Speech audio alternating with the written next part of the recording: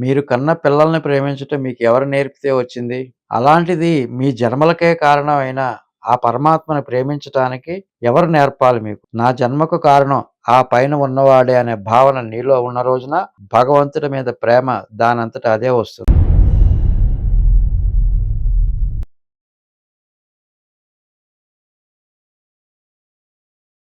హరి ఓం అస్మద్గురుభ్యో నమః. ఓం అస్మత్సర్వగురుభ్యో నమః.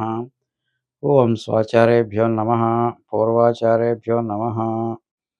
ఆళ్వార్ల చరిత్రలో భాగంగా ఈరోజు మనం విష్ణుచిత్తుడు అనే ఆళ్వారు గురించి తెలుసుకోబోతున్నాం. విష్ణుచిత్తుడు గరుత్మంతుని అంశతో జన్మించాడు. కేరళ రాష్ట్రంలో విల్లిపుత్తూరు అనే ఒక గ్రామం ఉంది. ఆ గ్రామంలో శ్రీ మహావిష్ణువు వటపత్ర సాయిగా సేవలు అందుకుంటూ ఉంటాడు. అటువంటి వటపత్ర సాయికి ప్రతిరోజు కూడా స్వామికి ఎంతో ఇష్టమైన తులసి మాలల్ని అల్లి స్వామివారికి సమర్పించే కైంకర్యం చేస్తూ ఉంటాడు ఈ విష్ణుచిత్తుడు. ఆలయానికి చుట్టూ పెద్ద తులసి వనాన్ని పెంచి ఆ వనంలోని తులసితోనే ప్రతిరోజు కూడా స్వామివారికి అత్యంత ప్రేమాభక్తితో ఎంతో అందంగా తులసిమాలని అల్లి స్వామివారికి సమర్పిస్తూ ఉండేవాడు. వీరికి భగవంతుడి సేవ తప్పితే వేరే ప్రపంచంతో ఎటువంటి సంబంధం ఉండేది కాదు.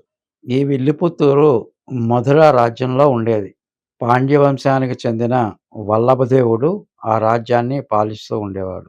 పూర్వకాలంలో రాజులు ప్రజల యొక్క యోగక్షేమాలు కోరి అప్పుడప్పుడు రాత్రిపూట మారువేషాలు వేసుకుని గ్రామాలు తిరుగుతూ అక్కడున్న ప్రజల యొక్క యోగక్షేమాలు తెలుసుకుంటూ ఉండేవారు. అదే పద్ధతిని ఈ వల్లభదేవుడు కూడా అవలంబించేవాడు.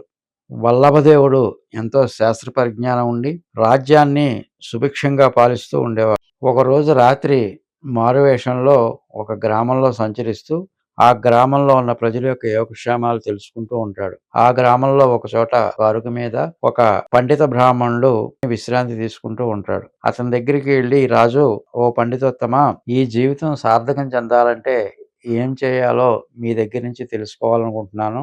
దయచేసి ఆ విషయాన్ని నాకు చెప్పండి అని చెప్పి అడుగుతాడు. ఆ పండితుడు చెప్తాడు, నాయనా, జీవిత పరమార్థం అంటే పరతత్వాన్ని తెలుసుకోవటమే. పరతత్వం అంటే ఏంటి? పరమాత్మ అంటే ఎవరు? ఇది తెలుసుకుంటేనే జీవితం సార్థకం అవుతుంది. ఇంతకు మించి వేరే ఏమీ కూడా జీవితాన్ని సార్థకం చేయలేవు అని చెప్పి ఆ బ్రాహ్మణోత్తముడు చెప్తాడు. అప్పుడు రాజు ఆలోచించడం మొదలెడతాడు. అసలు ఈ పరమాత్మ అంటే ఎవరు? ఈ పరతత్వం అంటే ఏమిటి? ఇంతమంది దేవతలు ఉన్నారే, వీళ్ళల్లో పరమాత్మ ఎవరు అని ఆలోచిస్తూ తన మంత్రులను పిలిపించి ఆ రాజ్యంలో ఉన్న పండితులందరినీ కూడా పిలిచి పండిత సభని ఏర్పాటు చేయమని చెప్తాడు. ఆ పండిత సభకి రాజ్యంలో ఉన్న ఉద్దండ పండితులందరూ కూడా ఎంతో మంది వస్తారు. రాజుగారు వాళ్ళందరికీ కూడా విన్నవిస్తాడు, మిమ్మల్ని అందరినీ ఇక్కడ సమావేశపరచడానికి కారణం ఇంతమంది దేవతల్లో అసలు పరమాత్మ అంటే ఎవరు, పరతత్వం అంటే ఏంటి అనే విషయాన్ని నేను తెలుసుకోవాలనుకుంటున్నాను. కాబట్టి మీ అందరూ కూడా ఒక నిర్ణయానికి వచ్చి పరమాత్మ ఎవరు, పరతత్వం అంటే ఏంటి అన్న విషయాన్ని నాకు చెప్పాలి అని చెప్తాడు. ఎవరైతే ఈ విషయాన్ని ఖచ్చితంగా నిర్ణయం చేస్తారో వాళ్ళకి మంచి బహుమానం కూడా ఉంటుందని చెప్పి రాజుగారు బహుమానాన్ని ప్రకటిస్తారు. ఈ పండిత సభకి ఎదురుకుండానే ఒక పెద్ద ధ్వజస్తంభాన్ని ఏర్పాటు చేసి ఆ ధ్వజస్తంభానికి పైన చివరిలో ఒక పెద్ద మూటని వేలాడదీస్తారు. ఆ మూట నిండా కూడా బంగారం, ధనం, వజ్ర వైఢూర్యాలు అన్నిటితో కూడా నిండి ఉంటుంది. ఎంతో విలువైనది ఆ మూట. పండితులారా, చూడండి, ఆ స్తంభం పైన వేలాడుతున్న ధనరాశులతో ఉన్న మూట విద్యాశుల్కం. ఎవరైతే దీనికి ఖచ్చితమైన ప్రామాణికం చూపి ఈ విషయాన్ని నాకు చెప్తారో వాళ్ళకి ఆ యొక్క కన్యాశుల్కాన్ని పొందే అర్హత ఉంటుంది. కాబట్టి మీరందరూ కూడా చర్చించుకుని నాకు ఆ విషయాన్ని చెప్పండి అని చెప్పి వాళ్ళందరికీ కూడా విన్నవిస్తాడు. ఈ సభ జరగటానికి ముందు రోజు విల్లిపుత్తూరులో ఒక అద్భుతమైన సంఘటన జరుగుతుంది. విల్లిపుత్తూరు ఆలయంలో సేవలు అందుకుంటున్న వటభద్ర సాయి విష్ణుచిత్తుల వారి కల్లోకి వచ్చి, విష్ణుచిత్త, ఈ లోకంలో జనులందరూ కూడా పరమాత్మ అంటే ఎవరో తెలియక, పరతత్వం అంటే ఏంటో తెలియక కర్మబద్ధులై ఈ శరీరాన్ని పోషించుకోవటానికే బ్రతుకుతున్నారు తప్పితే పరమాత్మని, పరతత్వాన్ని తెలుసుకోలేకపోతున్నారు. వాళ్ళందరికీ కూడా పరమాత్మని నేనే, పరతత్వాన్ని నేనే అన్న విషయాన్ని నువ్వు తెలియజేయాల్సిన సమయం ఆసన్నమైంది. మధురా నగరంలో వల్లభదేవుడు పండిత సభను ఏర్పాటు చేసి ఈ విషయంపై చర్చని సాగిస్తున్నారు. ఆ సభకు నువ్వు వెళ్ళి శ్రీ మహావిష్ణువే పరమాత్మ, శ్రీ మహావిష్ణువే పరతత్వం అనే విషయాన్ని వాళ్ళందరికీ కూడా నిరూపించి నీ గౌరవాన్ని పెంచుకో అని చెప్పి చెప్తారు. విష్ణు చిత్తుడు ఆ కృష్ణ పరమాత్మకు నమస్కారం చేసి, స్వామి, అంతమంది పండితుల మధ్యలో వెళ్ళి నేను ఏం మాట్లాడగలను? నాకేమి శాస్త్రాలు తెలుసు? ఎటువంటి విద్య లేని నేను, ఎటువంటి శాస్త్రాలు తెలియని నేను, నీ సేవ మాత్రమే జీవితం అనుకుంటూ బతికే నేను అంతమంది పండితుల మధ్యలోకి వెళ్ళి ఏ విధంగా వాళ్ళతో చర్చించగలను? చర్చించి వాళ్ళతో గెలవగలనా? అవమానం తప్పితే గౌరవం లభించే అవకాశం నాకు లేదు అని విన్నవించుకుంటాడు. విష్ణు చిత్త, ఈ కార్యానికి నువ్వు మాత్రమే సమర్థుడివి. ఎంతో భక్తి శ్రద్ధలతో ప్రతిరోజు నన్నే నమ్మి నా కైంకర్యాలు చేస్తున్న నీకంటే ఎవరూ కూడా ఇటువంటి కార్యాన్ని చేయటానికి అర్హులు కారు. నువ్వు చేయవలసింది ఏమీ లేదు. నా ఆజ్ఞ ప్రకారం నువ్వు పండిత సభ జరిగే చోటకు వెళ్ళు. మిగతాదంతా నేను చూసుకుంటాను అని చెప్పి చెప్తారు. భగవతాజ్ఞగా భావించిన విష్ణుచిత్తుడు మర్నాడు ఉదయమే ఆ పండిత సభ జరుగుతున్న చోటకి వెళ్తాడు. ఆ సభలో ఎంతోమంది ఉద్దండ పండితులు ఉండి వాదోపవాదాలు చేసుకుంటూ మా దేవుడు గొప్ప అంటే మా దేవుడు గొప్ప అని చెప్పి వాదనలు చేసుకుంటూ ఉంటారు. ఎవరూ కూడా పరతత్వం ఎవరు అనేది ఒక నిర్ణయానికి రాలేకపోతారు.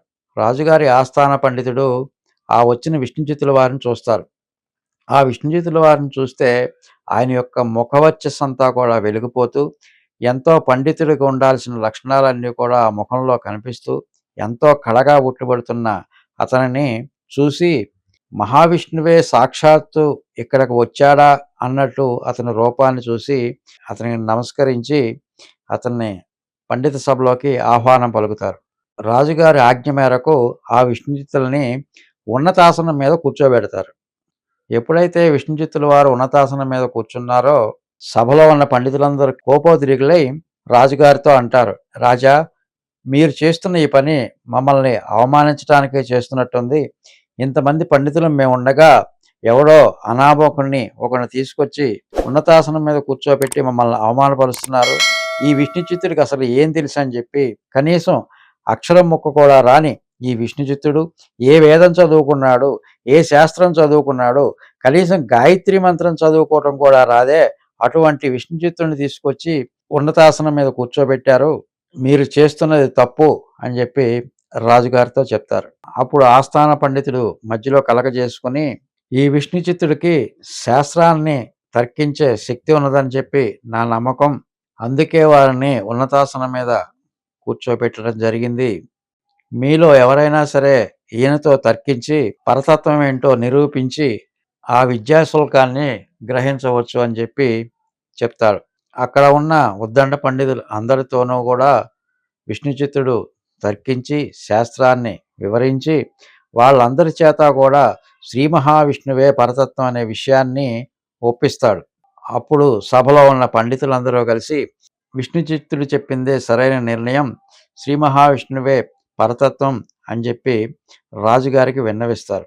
అప్పుడు రాజు ఎంతో ఆనందానికి లోనయ్యి విష్ణుచిత్తుల వారికి సాష్టాంగ ప్రణామం చేస్తారు. వెంటనే ఆ ఎదురుకుండా ధ్వజస్తంభానికి కట్టించిన కన్యాశుల్కం మూట దాని అంతటా అదే కింద పడిపోతుంది. రాజుగారు ఆ ధనరాశినంతా కూడా విష్ణుచిత్తునికి ఇచ్చి విష్ణుచిత్తునికి చేయాల్సిన రాచమర్యాదలన్నీ కూడా చేస్తారు. విష్ణుచిత్తుడు మధురా నగరం నుంచి వెళ్ళిపోతురు వెళ్ళటానికి ఆయనకి బంగారు పల్లకీని ఏర్పాటు చేసి మంది మార్బలంతో తాకనంపటానికి రాజుగారు ఏర్పాట్లు చేస్తారు. రాజుగారిచే ఇంతగా గౌరవింపబడ్డ విష్ణుచిత్తులను చూడాలని ఆ రాజ్యంలో ప్రజలందరూ కూడా రోడ్ల మీదకి చేరుకుంటారు. ఎంతో గౌరవప్రదమైన ఏనుగు అంబారీని ఎక్కించి విష్ణుచిత్తుని పురవీధుల్లో తిప్పుతారు. విష్ణుచిత్తుడు పొందుతున్న ఈ గౌరవాల్ని చూడటానికి సాక్షాత్తు శ్రీమన్నారాయణుడే ఆకాశ మార్గంలో లక్ష్మీ సమేతులై వచ్చి చూస్తూ ఉంటారు. శ్రీ మహావిష్ణువుతో పాటు బ్రహ్మ, రుద్రుడు, మిగిలిన దేవతలందరూ కూడా విష్ణుచిత్తుని చూస్తూ ఆకాశం అంతా కూడా నిండిపోతుంది. ఆకాశంలో ఉన్న ఈ దేవతా వర్గానంతా కూడా చూస్తూ విష్ణుచిత్తుడు ఆనందపరచుడైపోతాడు. శ్రీ మహావిష్ణువు యొక్క దర్శన భాగ్యం శివుడికి బ్రహ్మకి కూడా ఎంతో దుర్లభంగా ఉంటుంది. అటువంటి శ్రీ మహావిష్ణువు యొక్క దర్శనం ఈరోజు నాకు కలిగింది అని చెప్పి ఎంతో ఆనందాన్ని పొందుతూ శ్రీ మహావిష్ణువుని తానొక్కడే చూడట్లేదు. ఆ రాజ్యంలో ఉన్న ప్రజలందరూ కూడా శ్రీ మహావిష్ణువుని, ఆకాశంలో ఉన్న దేవతలందరినీ కూడా ప్రత్యక్షంగా చూస్తూనే ఉన్నారు. విష్ణుచిత్తుల వారికి ఒక్కసారిగా మనసులో చిన్న కలత పుడుతుంది. రాజ్యంలో ఉన్న ఎంతమంది ప్రజలు ఒకేసారి స్వామివారిని చూస్తుంటే స్వామివారికి దృష్టి దోషం తగులుతుందేమో, స్వామివారికి దిష్టి తీయాలని చెప్పి స్వామివారికి మంగళాశాసనం పాడతాడు. అందరికీ మంగళాలు చేకూరాలని చెప్పి ఆశీర్వదించే శ్రీ మహావిష్ణువుకే మంగళాశాసనం చేస్తాడు. ఎటువంటి విద్య లేకపోయినా కేవలం భగవంతుడిపై ఇతనుకున్న ప్రేమ వల్ల సాక్షాత్ శ్రీ మహావిష్ణువే విష్ణుచిత్తుల వారికి ఉన్నత గౌరవం లభించేలాగా చేశారు. రాజుగారు సిద్ధం చేసిన ఆ బంగారు పల్లకీలో విద్యాశుల్కంగా వచ్చిన ధనాన్ని, బంగారాన్ని అంతా కూడా ఆ పల్లకీలో తీసుకుని విల్లిపుత్తూరు చేరుకుంటారు. విల్లిపుత్తూరు వెళ్ళిన తర్వాత స్వామివారి సన్నిధికి చేరుకొని ఆలయంలో ఉన్న వటపత్ర సాయికి నమస్కారం చేస్తూ, స్వామి, నీ అనుగ్రహం వల్లే నాకు ఇదంతా దక్కింది, ఇదంతా కూడా నీదే, తీసుకో అని చెప్పి ఆ ధనాన్ని, బంగారాన్ని అంతా కూడా ఆ స్వామివారికే సమర్పిస్తాడు. భగవంతుణ్ణి నమ్ముకుంటే, భగవంతుణ్ణి ప్రేమగా ఆరాధిస్తే ఎంత తక్కువ స్థాయిలో ఉన్నవాడినైనా కూడా ఉన్నత స్థానంలో కూర్చోబెట్టగలడు శ్రీ మహావిష్ణువు. అటువంటి అదృష్టాన్ని పొందిన వాళ్ళలో ఒకరు శ్రీ విష్ణుచిత్తుడు. భగవంతుణ్ణి ప్రేమించడం ఎలాగా అనుకుంటున్నారా? మీరు కన్న పిల్లల్ని ప్రేమించటం మీకు ఎవరు నేర్పితే వచ్చింది? అలాంటిది మీ జన్మలకే కారణమైన ఆ పరమాత్మని ప్రేమించటానికి ఎవరు నేర్పాలి మీకు? నా జన్మకు కారణం ఆ పైన ఉన్నవాడే అనే భావన నీలో ఉన్న రోజున భగవంతుడి మీద ప్రేమ దానంతట అదే వస్తుంది. ఆ ప్రేమ నీకు కలిగిన నాడు నీ జీవితంలో అన్ని విజయాలే ఉంటాయి. విష్ణుచిత్తుల వారు గజారోహణ సమయంలో స్వామివారికి మంగళాశాసనం చేసి 12 పాసురాలని రచిస్తారు. దానిని తిరుప్పల్లాండు అని చెప్తారు. వేదాలు పారాయణ చేసేటప్పుడు ముందుగా హరిహి ఓం అని చెప్పి ప్రారంభం చేస్తారు. ఓంకారానికి అంత శక్తి ఉంది. అలాగే ద్రావిడ ప్రబంధాలు పారాయణ చేసేటప్పుడు ముందుగా ఈ తిరుప్పల్లాండుని పారాయణ చేస్తారు. తిరుప్పల్లాండు ఓంకారంతో సమానం. పెరియాళ్వార్ తిరుమల అనే ఒక ప్రబంధాన్ని కూడా ఈయన రచించారు. భగవంతుని అనుగ్రహించే ఉన్నత స్థితికి చేరిన వీరిని పెరియాళ్వారును కూడా పిలుస్తారు. బంగారు పూలతో పూజ చేసినా కూడా భక్తి లేని చోట భగవంతుడు పలకడు. భక్తి ఉన్న చోట చిన్న తులసి దళాన్ని సమర్పించినా కూడా భగవంతుడు తనను తానే సమర్పించుకుంటాడు. జై శ్రీమన్నారాయణ. సనాతన ధర్మాన్ని కాపాడటంలో మీరు భాగస్వాములు కండి. ఈ ఛానల్ని సబ్స్క్రైబ్ చేయండి.